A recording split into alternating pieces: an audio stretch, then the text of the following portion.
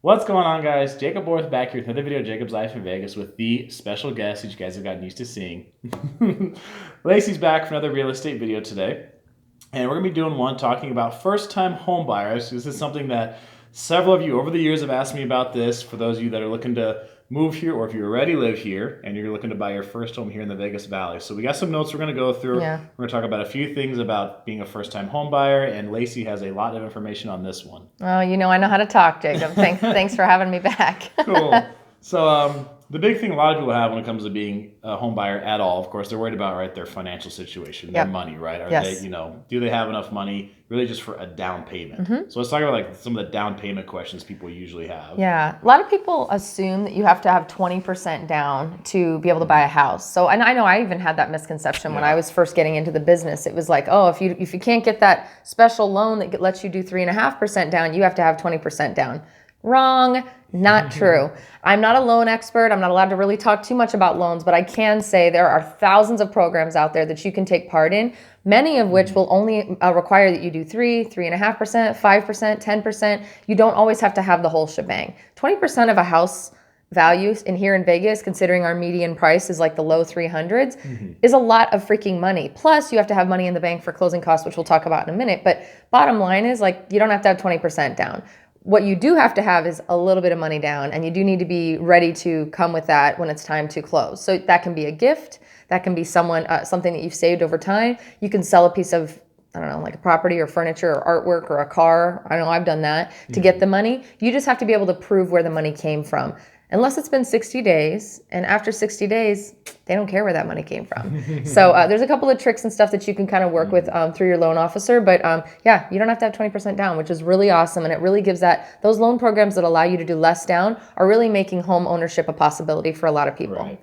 Okay, so let's talk about, so that's the down payment part. Yeah. The other part of people's finance that, of course, are worried about is their credit score, right? Yes. So you need, 750 plus credit score. No, I don't even have 750 plus. I'm a normal human being. If you have 750, I owe you a big kiss because do you have 750? Yeah. You do? Well, it's 'cause you've been working on it for years. Last time I checked, I did. Well, okay, now I feel like a total butthead. No, but I know you work on it, and I know you're really diligent about that. Listen, when you have kids and buy houses and stuff happens, stuff happens. So no, that's a misconception. You do not need perfect credit. Perfect credit, or even great credit, which is 650 and above, really 670 and above, that helps you get a really good score, and it can help you with the financial aspect of the payments, right? So your payments could be a little lower because your interest is going to be a little lower, but you can genuinely qualify for a home with like 560 or 580 credit. I don't know the exact number, but in the 500s, believe it or not. Now, does that mean you're going to get the best rate? Absolutely not. Does that mean you're going to be able to find the perfect loan program and qualify for all this money? Absolutely not. But if you're desperate to buy something, a condo, a townhome, something that's a little bit lower priced, you can absolutely do that with certain loan programs that I'm not allowed to speak about because I'm not a loan expert, but there are loan programs available for people with not great credit. The other thing too with credit is, you may think that you have to do X, Y, Z to get your credit up before you're ready to buy, but a lot of people have that misconception and they think they know how to fix their credit.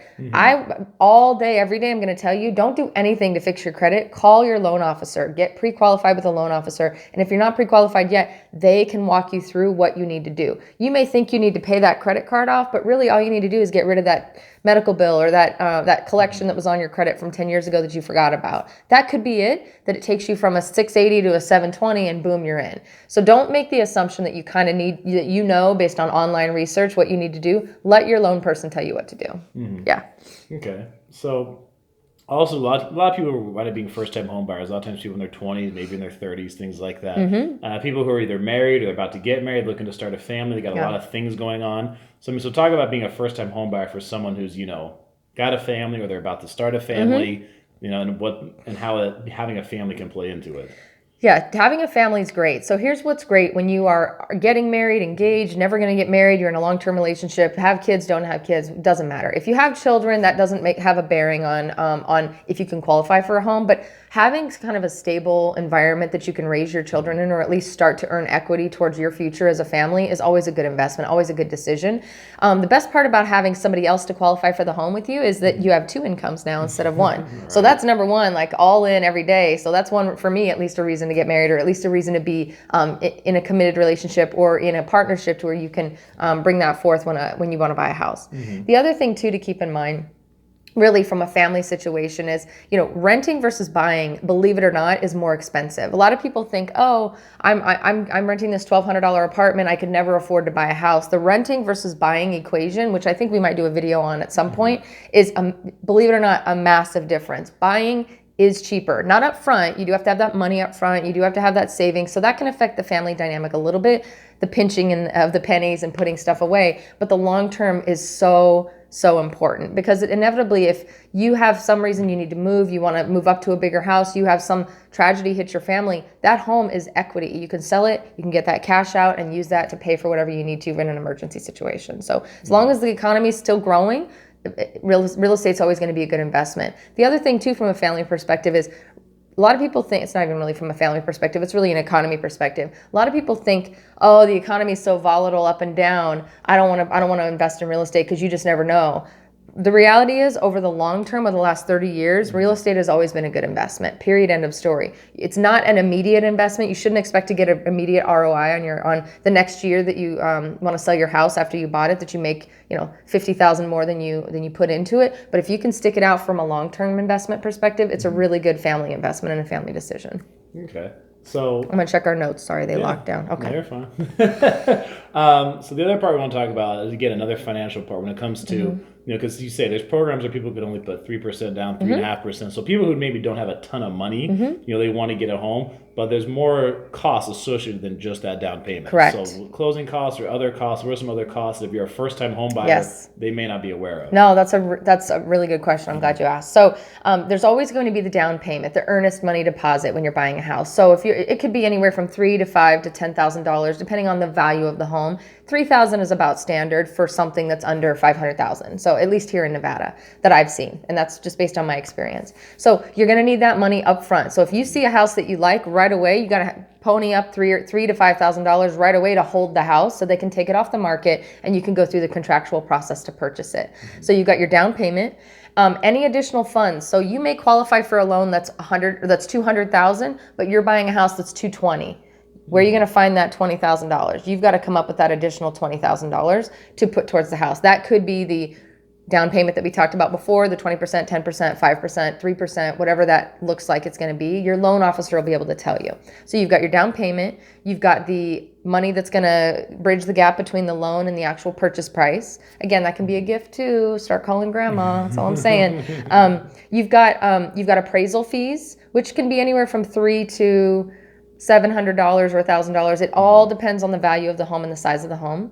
You've got some fees up front, like inspection, which can be anywhere from $300 to $600. You have to inspect the home. You don't want to buy a lemon, right? You want to kick the tires and make sure it's in good shape before you move in and decide that there's now a water leak that you didn't know about, right? So down payment, the money to bridge the gap, you've got appraisal fees, you've got inspection fees, and then closing costs. Closing costs are all estimated based on the title company who is processing the loan, or not the processing the loan, processing the purchase and transfer of the home from the previous owner to you, and then the loan fees that are all tied into that as well. The loan company has to get paid as well for doing their job. So all of that kind of rolled up in one ends up being something that you should know before you go in. So if you have a good real estate professional working with you, me, in Las Vegas, just saying, I mean, I'm kind of one of those people. If it's not me, that's okay. But if you have a good real estate professional, they should be able to run a net sheet for you so you know up front, and an estimate of what you're going to expect to pay from a closing cost perspective, from all of the loan stuff that we talked about. They should be able to work together with your loan professional to tell you up front so you have no surprises.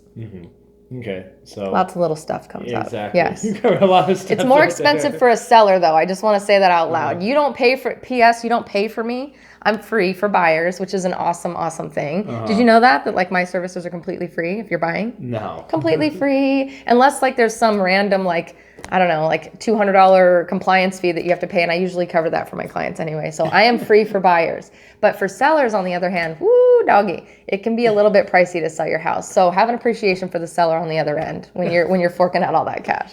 Cool. All right. So for the buyers, I'm just bringing it real time. You know me. I know that. So for the buyers who are looking to come first-time home buyer here in Southern Nevada, step number one to get started. We covered a lot of steps. What's the first one to get the ball rolling? Then they can get help from there. So I'm a big believer in finding your real estate partnership first. And I say that selfishly just because I know that the real estate professionals in this city, specifically me, but I know I work with a lot of other amazing realtors in this town, we are super invested and want to be a part of your journey from day one so we can guide you and you are not being taken advantage of. You're not working with shady characters, because there are a few, that you are going through the process smoothly and that it's a beautiful experience along the way. So I'm always a big believer that you should find your realtor first. A lot of realtors, and I'm just going to be real, don't want to mess with you until you're absolutely ready to buy.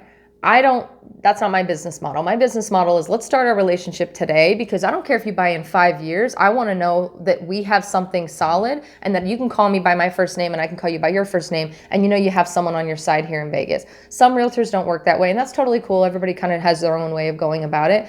I'm a fan of long investment, long time, long relationships, and really taking the time to get to know you so we can make sure you're settled and on the right path when you decide to move here or decide to buy if you already live here. So step one, my opinion, would be starting with me.